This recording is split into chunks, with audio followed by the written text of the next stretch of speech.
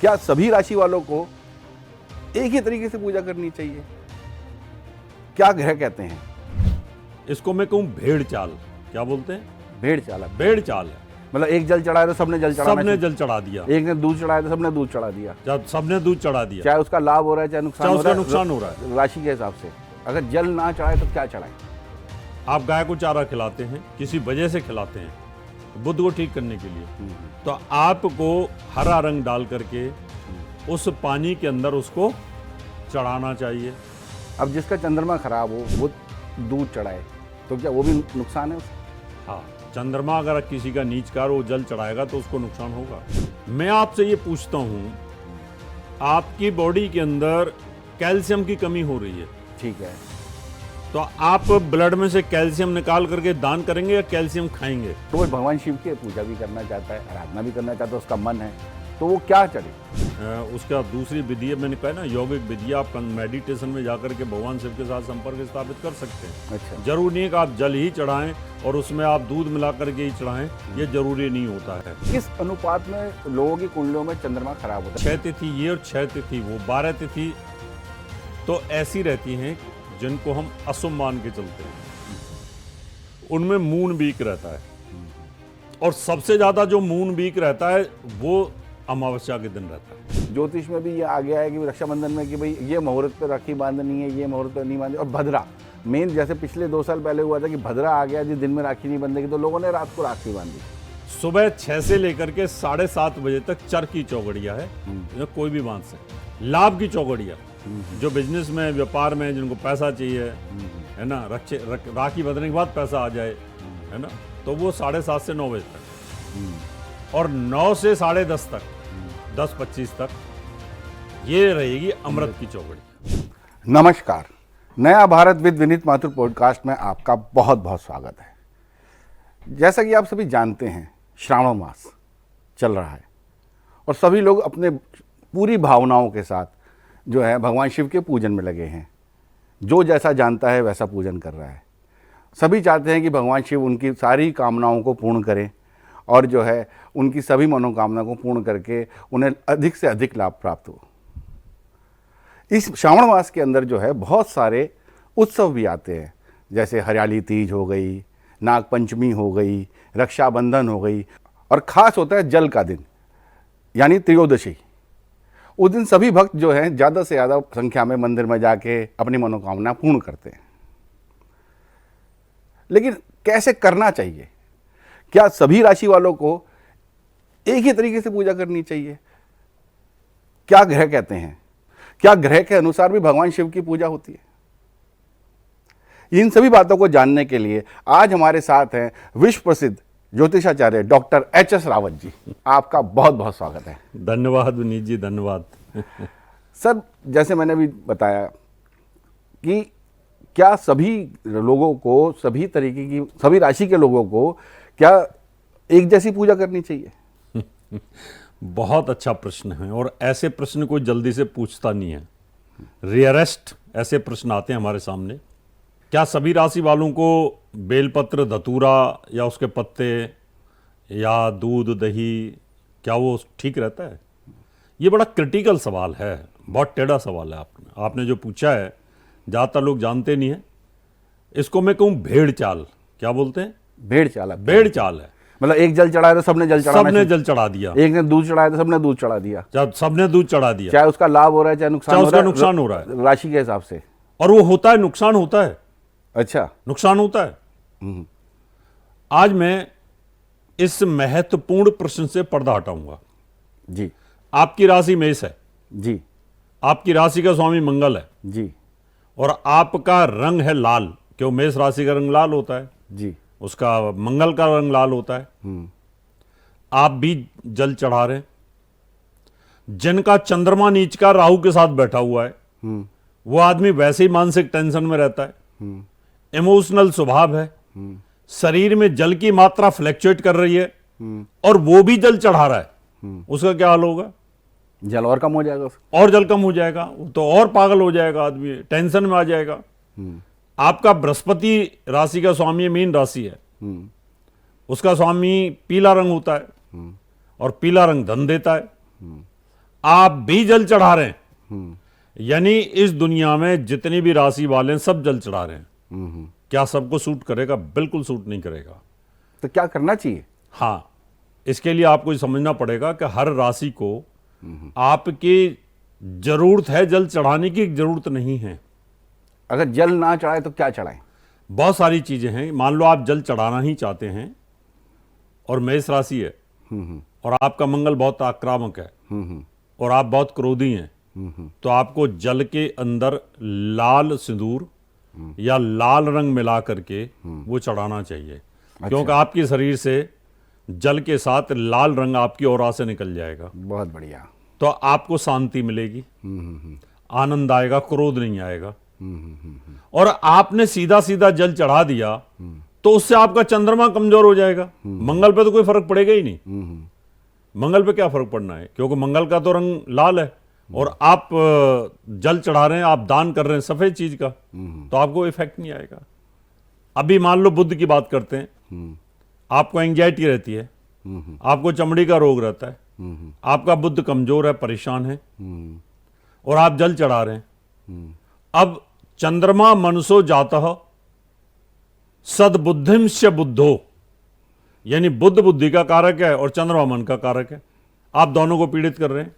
इसका मतलब यह रहा कि अगर आपका बुद्ध किसी वजह से खराब है, आप गाय को चारा खिलाते हैं, किसी वजह से खिलाते हैं बुद्ध को ठीक करने के लिए, तो आपको हरा रंग डाल करके उस पानी के अंदर उसको चढ़ाना चाहिए। अब जिसका चंद्रमा खराब हो वो दूध चढ़ाए तो क्या वो भी नुकसान है उसका? हाँ, चंद्रमा अगर किसी का नीचकार वो जल चढ़ाएगा तो उसको नुकसान होगा। और दूध चढ़ाए तो? दूध चढ़ाएगा तो और नुकसान होगा, चावल चढ़ाएगा तो और नुकसान होगा, खीर चढ़ाएगा तो और नुकसान होगा। उसको चंद्रमा को तो रिसीव करना है। नियम ये कहता है कि आपकी बॉडी के अंदर कोई विटामिन कमजोर हो गई है, कोई सप्लीमेंट कम हो गया है, तो आपको उसको ग्रहण करना चाहिए, ना उसको दान करना चाहिए। ग्रहण ही करेंगे, नियम ये कहता है। एक तरफ तो ज्योतिषी ये कहते हैं कि आप मोतियों की माला पहनो, एक तरफ तो ये कहते हैं मोतियों की माला पहनो, आप खीर खाइए, और दूसरी तरफ कहते हैं जल चढ़ाइए। ये तो कंट्राडिक्शन होगी ना। तो फिर उसे चढ़ाना क्या चाहिए? अगर तो वो चढ़ाना उसको जल चढ़ाना ही नहीं चाहिए। अच्छा, उसको जल का दान ही नहीं करना चाहिए। दल का दान नहीं उसकी राशि के अंदर मान लो शनि खराब चल रहा है और आप जल का दान कर रहे हैं, तो आपको तो पीड़ा होगी, क्योंकि शनि की 7.5 में चंद्रमा के ऊपर विष का प्रभाव, राहु का प्रभाव या शनि का प्रभाव होता है। तो आपको तो चंद्रमा को ग्रहण करना है, मोतियों की माला ग्रहण करनी है, सफेद कपड़े पहनने, दूध दही का सेवन करना है। नहीं तो हमारे ऋषि मुनियों का है कि पूर्णिमा के दिन और अमावस्या के दिन खीर खानी चाहिए। शरद पूर्णिमा को स्पेशल खीर बनती है। हाँ बिल्कुल, है ना, वो तो प्रसिद्ध है इस बात की। प्रसिद्ध है ना। जब एक तरफ आप पूर्णिमा के दिन और अमावस्या के अंदर खीर बनाते हो और उसको खाते हो, इसलिए चंद्रमा मजबूत हो जाए और चंद्रमा खीर के अंदर अमृत आ जाए और वो अमृत आप खाएंगे तो मन मजबूत होगा, ऐसी मान्यता है। और गुरुकुलों के अंदर आज भी खीर बनती है। घरों में भी बनती है, घरों में भी बनती है, लोग बनाते हैं, घरों में बनाते हैं। इसलिए बनाते हैं कि आपका चंद्रमा मजबूत रहे, आपको कहीं डर ना लगे। और एक तरफ आप पूरे 1 महीने तक आप सावन के महीने में जल आप चढ़ाएंगे। तो मैंने तो देखा बहुत सारे लोगों को जो स्त्रियां चढ़ा रही हैं और उनका चंद्रमा कमजोर है, चंद्रमा राहु के साथ है, चंद्रमा शनि के साथ है, ग्रहण योग में फंसा हुआ है, 7.5 में है, तो उनको टेंशन होगी। इसलिए अगर आपके ऊपर शनि की 7.5 हो तो आपको तेल चढ़ाना चाहिए। अच्छा, लेकिन क्या है कि हमारे यहाँ 2 प्रकार की पूजा होती है। एक पूजा होती है साइंटिफिक यौगिक और एक पूजा होती है आध्यात्मिक। आध्यात्मिक पूजा जो होती है उसमें तो ग्रहों के साथ कोई संबंध नहीं है। आपको तो सिर्फ सोमवार का व्रत करना है। सारी दुनिया जल चढ़ा रही है, हम भी चढ़ा देंगे, हम भी चढ़ाएंगे, ये दूध भक्ति चढ़ा रही है, है, हम भी जुड़ चढ़ा ये देंगे। भक्ति है। मैंने तो यहाँ तक सुना है भी, कुछ दिनों पहले कोई, मैं टीवी पे ही प्रेडिक्शन देख रहा था, तो एक ज्योतिषाचार्य बता रहे थे कि जिनका चंद्रमा कमजोर हो या चंद्रमा की जिनकी महादशा चल रही है, वो जो है जल में दूध मिला के शिवलिंग पे चढ़ाए, उससे उनकी जो है बुरी स्थिति ठीक हो जाने की संभावनाएं है, चंद्रमा उनका मजबूत हो जाएगा। आप इसके अलग बात कह रहे हैं मेरे को कि अगर चढ़ाएंगे तो कमजोर हो जाएगा। आप तो कैसे? बनीत जी मेरी बात को मत मानिए, ना उस ज्योतिषी की बात को मत मानिए। आप ज्योतिषी नहीं है, ज्योतिष का ज्ञान रखते हैं आप। मैं आपसे ये पूछता हूं, आपकी बॉडी के अंदर कैल्शियम की कमी हो रही है, ठीक है, तो आप ब्लड में से कैल्शियम निकाल करके दान करेंगे या कैल्शियम खाएंगे? कमी होगी तो खाएंगे ही। कैल्शियम खाएंगे ना, बिल्कुल। नियम तो यही कहता है। भाई डॉक्टर भी कहता है ना विटामिन खा लो, अगर विटामिन कोई डी कम है, ए कम है, बी कम है, तो आजकल टैबलेट चल रही है, कैप्सूल टैबलेट चल चल रही रही है, है तो डॉक्टर लिख के देता है। विटामिन B12 विटामिन देता है डॉक्टर विटामिन खाने के लिए। B12 आपका कम है, तो आप उसको और शरीर से कम करेंगे या उसको खाएंगे? बढ़ाएंगे, हर हाल में बढ़ाएंगे। ये नेचर है, ये तो शरीर की डिमांड है, नेचर भी क्या है। जड़ी बूटी है। आपकी बॉडी में अगर मीठा कम हो रहा है तो आप मीठा खाएंगे, बिल्कुल खाएंगे। नमक कम हो रहा है तो आप नमक खाएंगे, जी दान तो नहीं करेंगे ना। नहीं। जब आपकी कुंडली के अंदर चंद्रमा अगर कमजोर अवस्था में है और फिर चंद्रमा की चीजें आप दान करिए तो चंद्रमा तो और कमजोर हो गया, हाँ ठीक कह रहे हैं तो नॉन साइंटिफिक है। तो ऐसी सिचुएशन में आप मुझे उपाय बताओ कि आपका चंद्रमा कमजोर है, आप चंद्रमा को मजबूत करेंगे या कमजोर करेंगे? चलिए मैंने आपकी बात मान ली। तो फिर उस स्थिति के अंदर जिस जातक का चंद्रमा कमजोर है और वो भगवान शिव की पूजा भी करना चाहता है, आराधना भी करना चाहता है, उसका मन है, तो वो क्या चढ़े, क्या तो उपाय उसको करे? जरूरी नहीं है कि आप जल चढ़ा करके भगवान शिव को आप प्रसन्न करेंगे। अच्छा। आप उनके मंत्र भी कर सकते हैं, आप बैठ सकते हैं, आप बिन जल चढ़ाए भी वहां पर उनकी पूजा कर सकते हैं, ओम नमः शिवाय मंत्र का जाप कर सकते हैं। उसका दूसरी विधि है, मैंने कहा ना यौगिक विधि है, आप मेडिटेशन में जाकर के भगवान शिव के साथ संपर्क स्थापित कर सकते हैं। अच्छा। जरूरी नहीं है कि आप जल ही चढ़ाएं और उसमें आप दूध मिला करके ही चढ़ाएं, ये जरूरी नहीं होता है। अच्छा, आपने तो बहुत सारी जो है मेरे ख्याल से लाखों से ऊपर आपने कुंडलियां देखी होंगी जी जब तक अपने बिल्कुल अनुभव में। देखिए। तो उसके अंदर आप किस अनुपात में मानते हैं कि किस अनुपात में लोगों की कुंडलियों में चंद्रमा खराब होता है? जो कि मैंने देखा है ज्यादातर कुंडलियों में चंद्रमा बहुत अच्छा नहीं होता है। जिनको कि जितने मजबूत चंद्रमा के लोग होते हैं तो वो तो अलग ही दिखते हैं, और हमारे यहाँ भारत में तो मेरे ख्याल से 80% लोग इमोशनल है, और जो चंद्रमा जिनका बहुत मजबूत नहीं होता है वो तो इमोशनल लोग होते हैं। तो इसका मतलब 80% लोगों का तो चंद्रमा अच्छा नहीं है। नहीं, इसकी कैलकुलेशन विनीत जी अलग तरीके से होती है। अच्छा। आप ये समझिए कि 15 दिन जो है, 15 तिथि हमारी शुक्ल पक्ष की होती हैं। ये भी एक बड़ा कारण है कि वो जो है 15 दिन बढ़ता है, 15 दिन घटता है। हाँ। तो इमोशनल इफेक्ट तो रहता ही है चंद्रमा का। 15 दिन शुक्ल पक्ष और 15 दिन कृष्ण पक्ष की तिथियां होती हैं जी। राइट। बिल्कुल। तो मतलब पूरा 30 कलाएं होती हैं चंद्रमा की, जो 24 अंश की 12 अंश की एक तिथि होती है, और फिर उस तिथि के आधे हिस्से को कर्ण बोलते हैं। जैसे अमावस्या शुरू होती है, अमावस्या से पहली जो 6 तिथि होती हैं, पहली 6, उन तिथियों में चंद्रमा बहुत बारीक दिखाई देता है। अच्छा। इसका मतलब उस समय चंद्रमा वीक रहता है, राइट। और ऐसे ही जब शुक्ल पक्ष में आते हैं तो बाद की जो 6 तिथि होती हैं, यानी नौमी से लेकर के, वो उसमें भी चंद्रमा कमजोर दिखाई देता है। अच्छा। तो जनरली 6 तिथि ये और 6 तिथि वो, 12 तिथि तो ऐसी रहती हैं जिनको हम अशुभ मान के चलते हैं, उनमें मून वीक रहता है, और सबसे ज्यादा जो मून वीक रहता है वो अमावस्या के दिन रहता है। अच्छा। सबसे ज्यादा वीक जो होता है अस्त होता है उस समय, यानी 14 अमावस्या और प्रतिपदा, इन 3 दिनों के अंदर जो चंद्रमा की स्थिति होती है बहुत वीक रहती है। जो जिनके चंद्रमा अच्छा नहीं है या नीच में बैठा है उनको इसमें सावधानी बरतनी चाहिए। सावधानी बरतनी पड़ती है। तो ये तीन तिथि तो ऐसी होगी जिनमें बहुत ज्यादा इमोशनल हो जाता है और बाकी तिथियों कमजोर रहता है। जो कि श्रावण का महीना चल रहा है और इसका संबंध सीधा सीधा भगवान शिव और भगवान शिव के ऊपर जो के सर पे जो रखा है वो चंद्रमा है, इसलिए मैं ये बात आपसे पूछ रहा हूँ। इसका तो कारण बाकी की 18 तिथि ऐसी होगी जिनमें चंद्रमा मजबूत है। मजबूत है। तो ऐसा नहीं है कि सबका चंद्रमा 80% खराब होगा, ऐसा नहीं कह सकते हम, क्योंकि चंद्रमा की जो तिथियां होती हैं उसकी बलवानता के ऊपर डिपेंड करता है। अब इसका मतलब 12 तिथि तो ऐसी हो गई, उसके बाद भी बीच बीच में चंद्रमा नीच का हो जाता है, कई बार भद्राओं में आता है, कई बार राहु के साथ आता है, कई बार शनि के साथ आता है, और कई बार उनकी दृष्टि में आ जाता है। तो वो तिथि भी अगर हम मान लेते हैं तो 15 दिन तो मान के चलिए कि चंद्रमा अच्छा होता है, 15 दिन खराब रहता है। तो 50% लोग तो टेंशन में होता है, 50% लोग, वही मैं पूछना चाहता ये गणित की कैलकुलेशन, ये गणित की कैलकुलेशन है। लेकिन भक्ति भाव के लिए जरूरी नहीं है कि जल चढ़ाया जाए या दूध चढ़ाया जाए। आदमी हाथ जोड़ के प्रार्थना करके मेडिटेशन में जाके, जैसे आप बता रहे हैं, बिल्कुल मंत्रों का उच्चारण करके भी जो है इसका अपनी शिव भक्ति कर सकता है। जी। अच्छा, इसमें एक बात और है सर की यहाँ पे जो बात आती है वो ये आती है कि हमारे श्रावण माह के अंदर जो उत्सव चलते हैं, जैसे अभी नाग पंचमी आएगा, रक्षाबंधन आएगी, हरियाली तीज आएगी, क्या इन उत्सवों पे भी क्या राशियों के हिसाब से पूजा करनी चाहिए? कौन सी राशि वाले को कौन सी पूजा करनी चाहिए और किस तरीके से पूजा करनी चाहिए, इसके बारे में कुछ बताएंगे? ग्रहाधीनम जगत सर्वम ग्रहाधीनम नराबरा, काल ज्ञानम ग्रहाधीनम, ग्रह कर्म फल प्रदा। ज्योतिष के अनुसार ये पूरा जो जगत है, चराचर जगत है, सब ग्रहों के अधीन है। ठीक है। और भगवान शिव भी ग्रहों के अधीन थे, क्योंकि शनि की तीसरी दृष्टि वो उन्होंने गणेश भगवान को भी परेशान कर दिया था और शिव जी को भी परेशान कर दिया था। अच्छा। इसका मतलब 5 तत्व का जो शरीर है वो ग्रहों के अधीन होता है। तो हमें ग्रहों के अनुसार पूजा करनी होती है। आपके शरीर में कौन सा ग्रह प्रकोप दे रहा है, उस ग्रह की शांति करनी चाहिए। एक साइंटिफिक थॉट्स है। अगर आपको शनि परेशान कर रहा है सबसे ज्यादा, तो आपको शनि की पूजा करनी चाहिए, चाहे सावन का महीना हो चाहे कोई भी महीना हो।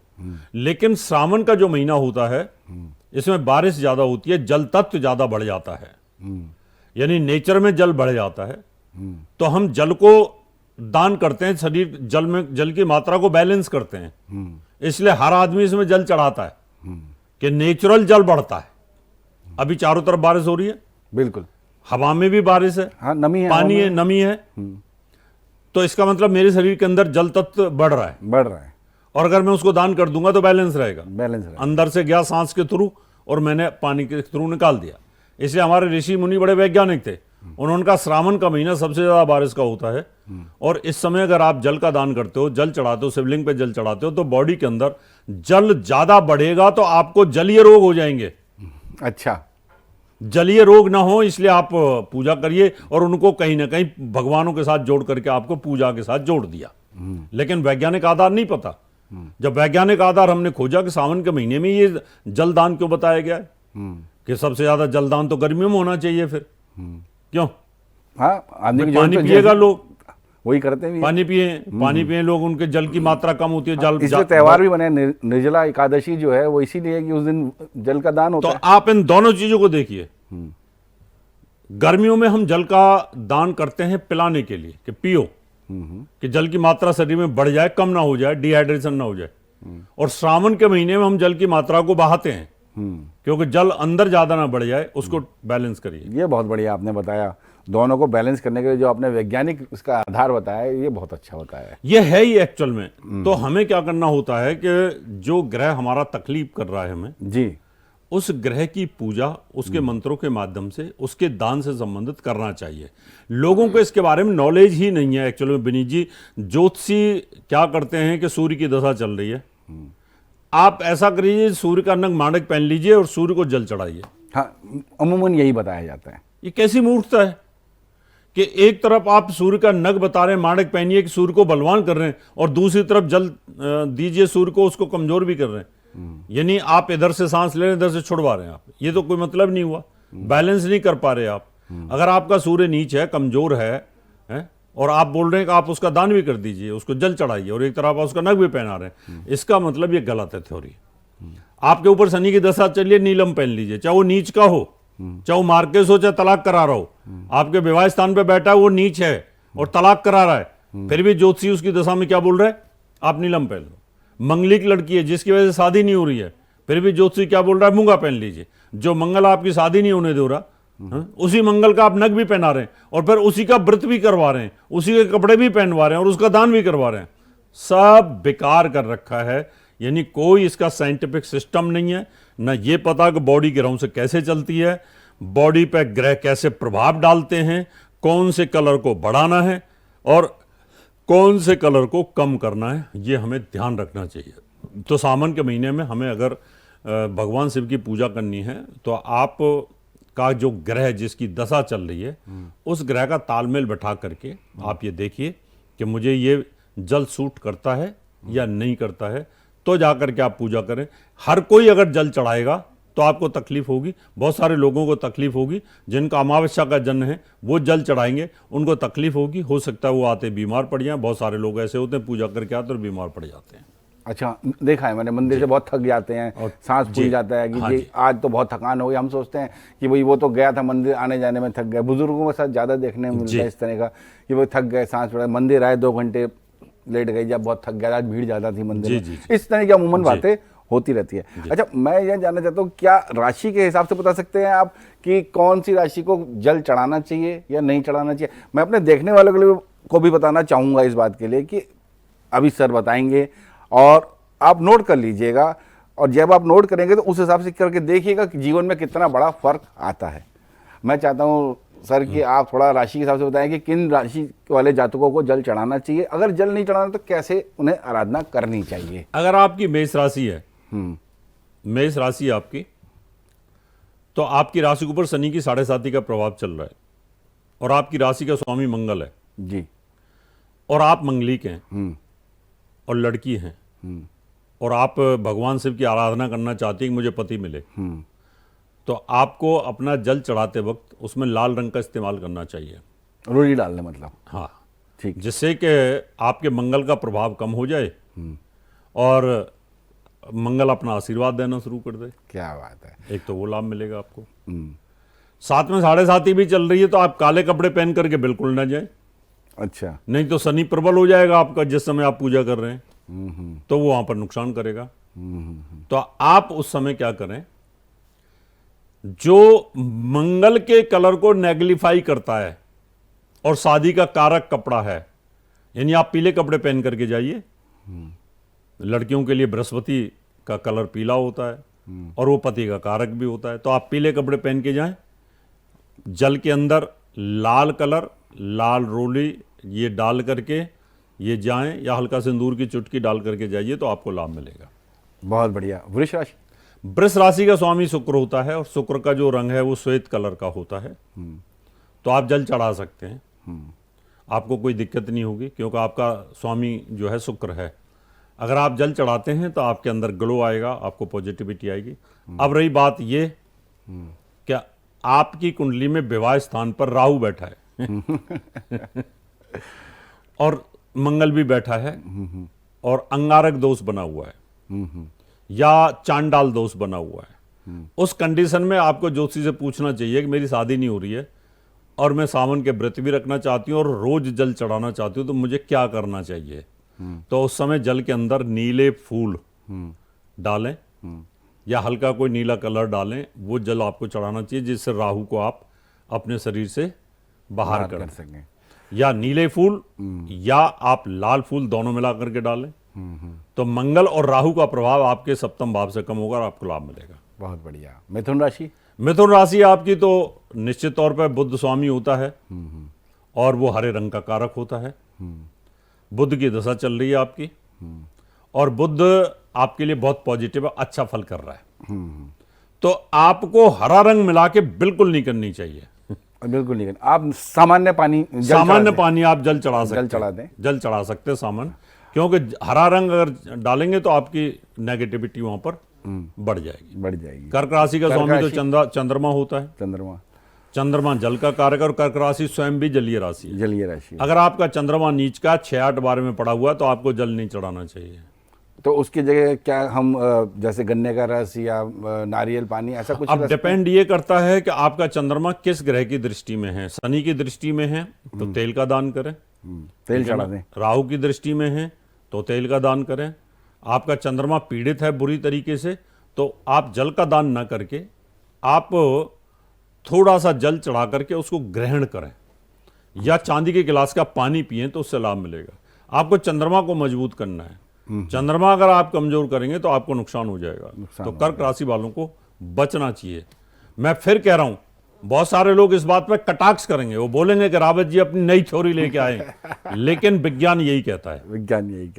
विज्ञान का सिद्धांत ये कहता है, कलर थेरेपी ये कहती है। कलर थेरेपी यही कहती है। अब बोलेंगे बहुत सारे लोग, भाई आप शास्त्रों में बताइए कहां लिखा है। सारी चीजें शास्त्रों में थोड़ी होती हैं, शास्त्रों में तो नहीं होती सारी चीजें, क्योंकि आपके अनुभव भी काम करते हैं। अनुभव ज्यादा बड़ी चीज, अनुभव बड़ी चीज। ज्यादा बड़ी चीज है। सिंह राशि। सिंह राशि का स्वामी सूर्य होता है। सूर्य होते हैं, और इसका जो कलर होता है ऑरेंज होता है। आप सूर्य को जल चढ़ाते हो तो आप ऑरेंज कलर का इस्तेमाल कर सकते हैं, उस तरह के फूलों का इस्तेमाल कर सकते हैं। तो आपकी बॉडी के अंदर अगर बुखार रहता है, हीट है, ज्वर है, या अग्नि तत्व ज़्यादा है, तो आप जल चढ़ा सकते हैं, आपको शांति मिलेगी। जैसे शिवलिंग में हीट होती है, गर्मी होती है, क्योंकि ब्रह्म का स्वरूप है, यूनिवर्स का स्वरूप है, यूनिवर्स में भी अग्नि होती है, तो आप जल का सेवन कर सकते हैं, यानी चढ़ा सकते हैं उसको, तो उसका लाभ मिलेगा उसके। कन्या राशि। कन्या राशि सेम जैसे मिथुन राशि का होता है, बुध का प्रभाव होता है, हरा रंग होता है उसका, तो उसी प्रकार से हरे रंग का इस्तेमाल नहीं करना चाहिए। आप सिंपल पानी वहां पर जल चढ़ा सकते हैं। ऐसी तुला राशि शुक्र का होता है, जल चढ़ा सकते हैं आप, आपको कोई दिक्कत नहीं है। आप चांदी के गिलास में जल चढ़ा सकते हैं, और चांदी के गिलास में आप चांदी डाल करके अगर उसको चढ़ाते हैं तो और ज्यादा लाभ मिलेगा आपको, क्या बात है, बेनिफिट मिलेगा आपको। मतलब चांदी चढ़ा दी जाए तो कोई दिक्कत नहीं। और इसके बाद वृश्चिक राशि, वृश्चिक राशि का स्वामी मंगल होता है, और वृश्चिक राशि स्वयं जलीय राशि होती है। जलीय राशि है। अब देखना ये होगा कि मंगल कहाँ बैठा है और वृश्चिक राशि में कौन सा ग्रह बैठा हुआ है, और आपका उद्देश्य क्या है वृश्चिक राशि वालों का, क्योंकि ये वैसे ब्राह्मण वर्ण की राशि होती है, ज्ञानी राशि होती है। तो आपको ये देखना पड़ेगा कि मेरी वृश्चिक राशि है और वृश्चिक राशि में ही चंद्रमा बैठा हुआ है, मान लो, तो वैसे तो नीच का हो आपको गया वो, जल से बचना चाहिए, क्योंकि वृश्चिक राशि चंद्रमा बनी- नीच का है, चंद्रमा नीच का हो जाता है उसमें। नीच का चंद्रमा है। तो यहाँ पर आपको बचना चाहिए, जल चढ़ाने से बचना चाहिए, क्योंकि वृश्चिक राशि वाले अगर जल चढ़ाएंगे तो आपको मानसिक तनाव आ जाएगा, टेंशन आ जाएगी आपको। और चंद्रमा के साथ राहु बैठा तो आपको राहु से संबंधित जल चढ़ाना चाहिए। राहु से संबंधित मतलब ये है कि आप नीले फूल डाल करके उसके अंदर, या नीली चीजें डाल करके, या गंगा जल डाल करके, कुछ ऐसी चीजें डालें, सुगंध डालें, जिससे कि जो राहु है उसका नेगेटिव प्रभाव, विष प्रभाव जो है वो कम हो जाए, जिससे चंद्रमा पॉजिटिव हो जाए। चंद्रमा जितना मजबूत हो जाएगा, राहु को उतना कमजोर करना होता है। चंद्र राहु की युति में जितना आप राहु को ठीक करोगे उतना चंद्रमा मजबूत हो जाएगा आपका। ये आपने ठीक बताया कि समझिए। धनु राशि के अंदर, धनु राशि का स्वामी बृहस्पति होता है, और बृहस्पति का रंग पीला होता है। तो आप पीले फूल डाल करके आप जल चढ़ा सकते हैं, जल चढ़ा सकते हैं। और आप पीले वस्त्र पहन कर के जाएं तो अच्छा रहेगा आपके लिए। और मकर राशि जो मकर होती राशि। है उसका स्वामी शनि होता है, काला कलर होता है उसका। तो उसमें 4 बूंद तेल की डाल लें, सरसों के तेल की डाल करके आप चढ़ा दीजिएगा, तो आपकी बॉडी से जो नेगेटिव प्रभाव है शनि का वो सब निकल जाएगा, वो हट जाएगा। बढ़ जाएगा। ऐसे ही कुंभ राशि, उसका भी राशि। स्वामी शनि होता है, और कुंभ राशि जो होता है वायु तत्व प्रधान राशि होती है। तो सेम उपाय आप उस तरीके से कर सकते हैं। जो कुंभ राशि में शनि की 7.5 का प्रभाव है, तो ये ध्यान रखना होगा कि आप 4 बूंद तेल की डाल करके आप जल चढ़ा दीजिए, तो आपके ऊपर से जो शरीर के अंदर जो शनि का प्रकोप है वो कम हो जाएगा। फिर मीन राशि, मीन राशि जो बचक्र की अंतिम राशि है मीन, और इसका स्वामी है बृहस्पति, और मीन राशि पर पीक आवर में शनि की 7.5 चल रही है। आप जल चढ़ाना चाहते हैं तो आपको जल के अंदर फिर थोड़ा सा, मैंने कहा ना, तेल डाल करके आप चढ़ाएंगे तो आपको उसका बेनिफिट, लाभ मिलेगा आपको लाभ उसका। मिलेगा। या उसमें कोई सुगंध ऐसी डाल सकते हैं, ऐसा कोई तेल डाल सकते हैं जिससे शनि का प्रकोप कम हो जाए, तो बेनिफिट्स मिलेंगे। अगर आप सीधा सीधा कोई भी जल चढ़ाते हैं तो तब भी शनि का प्रकोप तो कम होगा, क्योंकि जो शनि है वो जो वायु तत्व प्रधान है, और जल और वायु का जो कॉम्बिनेशन होता है तो शरीर के अंदर कहीं ना कहीं व्याधा तो आती है। तो जल अगर आप चढ़ाते हैं तो कहीं ना कहीं वायु तत्व डिस्टर्ब हो जाएगा। तो उस कंडीशन में तेल का दान इसमें बताया गया है। तो थोड़ा सा तेल डाल करके अगर आप चढ़ाएंगे तो उसका बेनिफिट मिलेगा, और पीले कपड़े पहन करके जाना चाहिए। पीले कपड़े पहन के। मैं अपने देखने वालों के लिए बताना चाहूँगा कि जो उपाय अभी रावत सर ने बताए हैं वो सब आपने अगर नोट किए हैं तो बहुत अच्छी बात है, और जो नोट नहीं कर पाए हैं वो हमारे वीडियो में आपसे देख के कर सकते हैं। मगर इन उपाय से करके जो आपको लाभ प्राप्त हो उसके बारे में हमें ज़रूर बताइएगा, कमेंट्स कीजिएगा। हम आपके कमेंट्स और आपके विचारों का स्वागत करते हैं। रावत जी, इसमें अगला जो मेरे पास मन में जो जिज्ञासा आ रही है वो ये आ रही है कि अब जैसे काफ़ी समय से, अभी पिछले 3-4 साल से मैं देख रहा हूँ कि रक्षाबंधन भी इसी उसमें आता है, सावन के महीने में। तो रक्षाबंधन का भी क्या कोई ज्योतिष संबंध है? जो कि अभी तक रक्षाबंधन तो ऐसा माना जाता था कि भाई वो किसी पौराणिक कहानी से लेके कि हम रक्षाबंधन मना रहे हैं, पर अभी पिछले 5-7 साल से या मुश्किल 5 साल से जो है ज्योतिष में भी ये आ गया है कि रक्षाबंधन में कि भाई ये मुहूर्त पे राखी बांधनी है, ये मुहूर्त पे नहीं बांधनी। और भद्रा मेन, जैसे पिछले 2 साल पहले हुआ था कि भद्रा आ गया, जिस दिन में राखी नहीं बंधेगी तो लोगों ने रात को राखी बांधी। तो इसके बारे में कुछ बताइए, क्या ये कुछ, इसका कुछ वैज्ञानिक आधार बताइए कि ये सही में है या खाली ये अंधविश्वास फैलाया गया है? नहीं, अंधविश्वास बिल्कुल नहीं विनीत जी। पहले कोई भी त्योहार मनता था तो जो हमारे गांव का, शहर का जो ब्राह्मण होता था, जो बता देता था वही मान लेते थे। किसी को कोई इंटरेस्ट नहीं होता था ज्योतिष में। पता है रक्षाबंधन है, ठीक है मना लो। अभी क्या है, जैसे ज्योतिष जो फैली है और मोबाइल सबके हाथ में आ गया है, और सोशल मीडिया और मीडिया जब से आया है, मेन स्ट्रीम मीडिया, तब से ज्योतिष में लोगों को इंटरेस्ट बढ़ा है। तो इन सब के आधार तो हैं वैज्ञानिक। भद्रा होती क्या है पहले ये समझना चाहिए। जब लोगों को ये पता चल जाएगा भद्रा होती है और उसका कोई प्रभाव होता है यूनिवर्स में, तो लोगों को समझ में आएगा कि नहीं, मानना चाहिए। अच्छा। आप ऐसे समझिए कि जैसे मैंने अभी बताया कि 15 तिथि उधर 15 तिथि इधर, एक तिथि में 4 भद्रा लगती हैं। 4 भद्रा कैसे लगती हैं? तिथि के आधे भाग को करण बोलते हैं। तो 7 करण के बाद में 8वां करण जब आता है, बिष्टि नाम का एक करण आता है। ठीक है। उस बिष्टि नाम का जो करण है, उसका जो एनवायरमेंट है वो बड़ा विषैला है। अच्छा। विषैला है। उसके ऊपर से जब चंद्रमा जाता है तो भद्रा लगती है। अब जैसे ये चंद्रमा है और ये चल रहा है, ऐसे घूम रहा है, घूम रहा है, घूम रहा है, घूम रहा है, घूम रहा है, और ये बिष्टि नाम के करण के ऊपर जब चलेगा इस एनवायरमेंट में, ये भद्रा है, ये बिष्टि करण है। यहां पर आएगा तो ये फिल्टर होकर के इस करण की नेगेटिव एनर्जी और विष पृथ्वी लोक पे आता है। ठीक है। और इससे आगे निकल जाएगा तो फिर ठीक है। तो ये जो होता है ये अप्रोक्सीमेट 12 घंटे चलता है। अच्छा, धीरे धीरे चलता है। 24 घंटे में एक तिथि को पार करता है। तो आधा तिथि जो होती है उसको हम भद्रा बोलते हैं। ये 3 प्रकार की भद्रा होती हैं। एक पृथ्वी लोक की होती है, एक पाताल लोक की होती है और एक स्वर्ग लोक की होती है। तो पृथ्वी लोक की जो भद्रा होती है और सम्मुख भद्रा सबसे खतरनाक होती है। इसका मतलब चंद्रमा यहां चल रहा है और उस समय विष आ रहा है पृथ्वी के ऊपर, विष टपक रहा है। क्योंकि चंद्रमा तो अमृत देता है, चंद्रमा तो बहुत पॉजिटिव प्लैनेट है। लेकिन जब वो चली ऐसी जगह से रहा है, उस एनवायरमेंट से निकल रहा है जहां बदबू ही बदबू है, तो नेचुरली वो खराब तो हो गई। तो खराब होगा।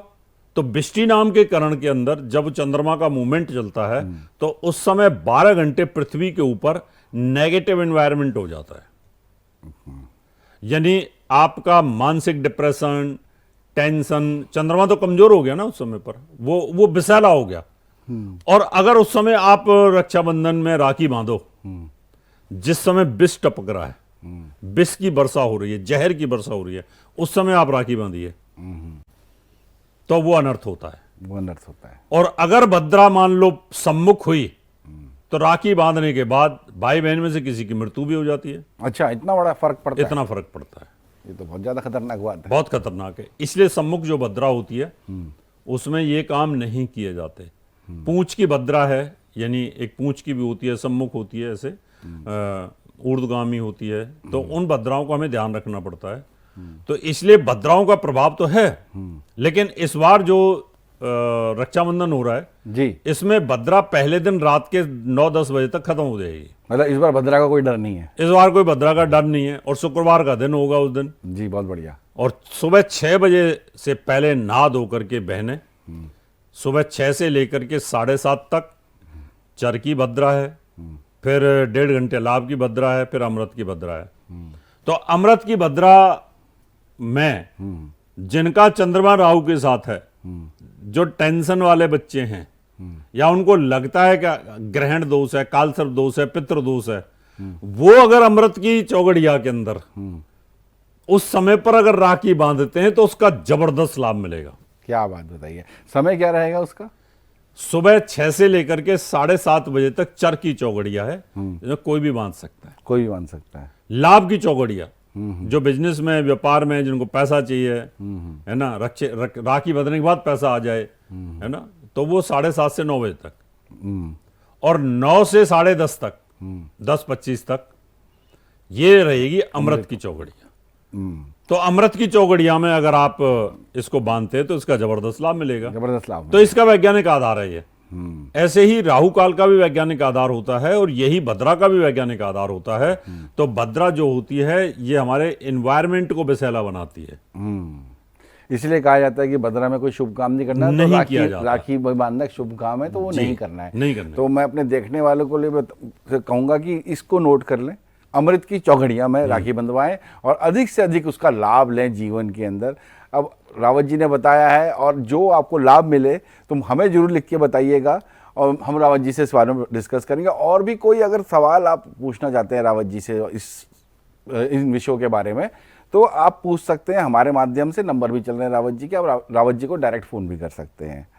अच्छा रावत जी, मेरे मन में एक और जो है वो प्रश्न आ रहा है कि क्या ये सारे जो जैसे सावन में ज़्यादा जल चढ़ता है, लेकिन अगर सावन जैसे अभी पूर्ण हो जाएगा 1 माह के बाद, उसके बाद लोग सोमवार को तो जल चढ़ाते ही हैं शिवलिंग पे, तो जिन राशियों के बारे में आपने बताया कि इनको जल चढ़ाना चाहिए या कैसे जल चढ़ाना चाहिए, तो उनको बाकी दिन में भी वैसे ही जल चढ़ाना चाहिए जैसे आपने बताया सावन के लिए? देखिए होता क्या है, सिस्टम तो वही है, नियम वही है। अगर आपके ऊपर शनि की 7.5 चल रही है तो आपको जल के अंदर थोड़ा तेल मिला करके चढ़ाना ही चाहिए, जिससे कि आपको उसका लाभ मिले, क्योंकि आपके शरीर से नेगेटिव ऊर्जा जो है बह के चली जाए। तो जो जिनके ऊपर बुरे ग्रहों का प्रभाव चल रहा है, तो उस बुरे ग्रह की नेगेटिव एनर्जी को बाहर निकालने के लिए जल का प्रवाह करना जरूरी होता है, या शिवलिंग पे जल चढ़ाना जरूरी होता है। ये इसका एक सिद्धांत होता है। लेकिन हमारे यहाँ भक्ति योग की पूजा भी है। अच्छा। ये जितने भी लोग हैं भक्ति योग वाले होते हैं ज्यादातर, इन लोगों के अंदर एनर्जी एकाग्र होती है। इनके दिमाग में आता है कि मैंने अब जल चढ़ा दिया है शिवलिंग के ऊपर और मुझे अब बेनिफिट मिलेगा। जब आदमी के मन में ये सब चीजें आती हैं तो आपका मनोबल बढ़ जाता है। हमारे यहाँ सिद्धांत ये कहता है, तो पूजा के अंदर क्या आपको आशीर्वाद मिल गया है, पुजारी जी का आशीर्वाद मिल गया, भगवान की शिव का, कृपा प्राप्त हो गई, तो आपकी जो एनर्जी स्कैटर्ड होती है, फैली हुई होती है, वो कहीं ना कहीं एनहेंस होती है, बढ़ जाती है। आपको बेनिफिट लगना शुरू हो जाता है कि मैं अब दर्शन करके आया हूँ माता वैष्णो देवी के, अब मेरे सारे काम पूर्ण हो जाएंगे। तो आपका टेंशन भी कम हुआ, डिप्रेशन भी कम हुआ। अब मैं महाकाल के दर्शन करके आया हूँ, अब मुझे चोट एक्सीडेंट का खतरा नहीं है। तो आपका मन एकाग्र होता है, आपकी इंद्रियां एकाग्र होती हैं, आत्मबल बढ़ जाता है। हाँ, तो उस समय फिर आपको पॉजिटिव एनर्जी प्राप्त होनी शुरू होती है। हाँ, तो ये भक्ति योग का बेनिफिट्स है। और जो लोग भक्ति योग के नहीं है, जो लोग यौगिक, खाली ज्योतिषी जी ने कहा कि आपके ये ग्रह ठीक नहीं है, जाके शिवलिंग पे आप जल चढ़ाओ तो इससे ठीक फर्क पड़ेगा, वो जो इस तरह से पूजा कर रहे हैं उनके लिए क्या रहेगा? उनके लिए भी यही सिद्धांत काम करता है कि वो अपने मंत्रों का जाप घर में बैठ करके कर सकते हैं, क्योंकि लाभ दोनों तरीके से मिलेगा आपको। अच्छा, आप घर में बैठ के पूजा कर रहे हैं तो आपको ये लगता है कि मुझे पॉजिटिव एनर्जी ऊपर से प्राप्त हो रही है उस ग्रह की, और मुझे अब अच्छा होगा, अब मैंने शनि का मंत्र कर लिया, मेरा कोई चोट एक्सीडेंट नहीं होगा, मैं पॉजिटिव हूँ। सर आपसे एक बात मेरे जानने में बड़ी, मेरे मन में जब से आप आए एक बड़ी जिज्ञासा मेरे मन में आ रही है कि सभी लोग जो है जीवन में जो है अभी जितने भी सनातनी हैं वो सब शिवलिंग की पूजा कर रहे हैं, शिव मंत्रों का उच्चारण कर रहे हैं, तो क्या सभी के मन में जो अपनी इच्छाओं को लेके वो होता है कि हमारी मनोकामना पूर्ण हो, मैं ये पूछना चाह रहा हूँ, तो क्या सभी की हो पाती हैं? देखिए, मैंने कहा ना कि संसार ग्रहों के अधीन है। आपकी मनोकामना पूर्ण तो भगवान राम की भी नहीं हुई थी, फिर उनको अंत में धनुष उठाना पड़ा। तो कई बार क्या होता है कि पूजा के साथ साथ पुरुषार्थ और कर्म भी करना पड़ता है आपको। लोग कहते हैं कि भाई होता वही है जो भाग्य में लिखा है, तो फिर पुरुषार्थ का क्या महत्व रह गया? भाग्य में जो लिखा होता है उसके लिए कर्म भी करना पड़ता है। भाग्य में ये भी तो लिखा होता है कर्म करना ही पड़ेगा आपको, क्योंकि कोई भी भाग्य ऐसा नहीं होता है कि जो खाली बेड पे पड़ा रहे। अच्छा, ये तो खैर एक बात है कि कोई भी भाग्य ऐसा नहीं है जो बेड पे पड़ा रहे, है ना। तो कर्म करना ही पड़ता है, और आदमी के अंदर ग्रहों की रेज उसको कहीं ना कहीं एक्साइट करती रहती हैं कि तेरी जीवन जो है कुछ अच्छे करने के लिए पैदा हुआ है, तुम कुछ अच्छा करो।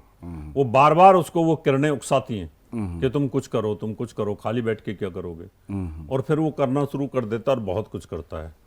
इसलिए भाग्य और कर्म दो पहिए होते हैं, दोनों को बराबर कर, दोनों को बराबर चलना पड़ता है। जिसको भाग्य के बारे में पता चल जाए, मेरे भाग्य में राजा बनना लिखा है, तो वो उसी तरीके से मेहनत करता है। जिसके भाग्य में लिखा है कि मेरे को करोड़पति बनना है, तो फिर वो उसी तरीके से उसी फील्ड में काम करता है। ये आदमी के भाग्य में जो भाग्य कुंडली जिसकी आप बात कर रहे हैं, ज्योतिष में जो लिखा होता है, अच्छा ज्योतिषी इन बातों को जानता है कि इसके भाग्य में क्या लिखा है और उसको उसी लाइन में काम करना चाहिए। हम जो लोग होते हैं वो आदमी को सिर्फ सलाह देते हैं, और उसके अंदर जो उसके चित्त के अंदर उसके पिछले जन्म का जो कर्म स्टोर होता है उसको एक्टिवेट करते हैं। बहुत बढ़िया। पिछले जन्म के आधार पर, पिछले जन्म में आप राजा थे, अच्छे अच्छे काम किए, इस जन्म में भी आप राजा और संत बनने वाले हैं, तो हम बोलेंगे कि भाई पिछले जन्म में आप राजा थे, कुछ संत बनने के काम अधूरे रह गए थे, इस बार भी आप राजा बनोगे और संत बनोगे। तो व्यक्ति इस दुनिया में बहुत बड़ा पद पे चला जाता है और उसके बाद संन्यास ले लेता है। कई चीफ जस्टिस मैंने देखे हैं जो संत बन गए, कई जज भी हमने देखे हैं जो संत बने हुए हैं, बहुत उच्च कोटि के संत हैं। हाँ, बड़े बड़े अधिकारी सरकार के जो रिटायर होते हैं वो संत बन जाते हैं, बहुत या बड़े बड़े VRS संत लेके भी बन संत जाते बन रहे हैं। है ना? ऐसे कई उदाहरण हैं हमारे पास। हाँ, तो इसीलिए मैंने कहा कि जो आपकी भाग्य कुंडली है, जो कुंडली होती है, जो जन्म कुंडली होती है, इसमें आपके कर्म का लेखा जोखा लिखा होता है कि आपको कौन से फील्ड में जाना चाहिए। एक होता है आप स्वतः गति से चलते रहते हैं, ग्रह आपको घुमाते रहते हैं, आपके विचार आते रहते हैं और आप काम करते रहते हैं। एक होता है कि जो ज्योतिषी होता है उसका आंकलन करके बता देता है कि आप इतने बड़े राजा बनोगे, तो फिर आप उधर ही बढ़ना शुरू हो जाते हैं कि मैं इतना बड़ा बन जाऊंगा। हाँ, आपके मन में ये भावना आ जाती है कि अब भावना मैं आ बड़ा बन सकता हूँ, आत्मविश्वास बढ़ जाता है, आत्मविश्वास बढ़ जाता है। उससे आदमी फिर भागने लग जाता है। बिल्कुल, तो आदमी उसी प्रकार से मेहनत करता है। हम जब ज्योतिष सीख रहे थे तो उस टाइम भी ज्योतिषी बहुत होते थे। जब उनको हम सुनते थे, उनको पढ़ते थे, तो मुझे लगता था यार ये तो सही नहीं है, इनसे ज़्यादा तो हम अच्छा जानते हैं और इनको हम फेल कर सकते हैं। फिर टीवी पे कुछ लोगों को देखना शुरू किया, उन्होंने कहा यार ये तो झूठ बोलते हैं। अच्छा। इनसे ज़्यादा बढ़िया तो हम बता सकते हैं। और हमने वो टारगेट बना लिया है कि इनसे ज़्यादा अच्छा बताना है। और फिर जब मैंने आस्था टीवी पे शुरू किया तो मैंने पढ़ाना शुरू किया।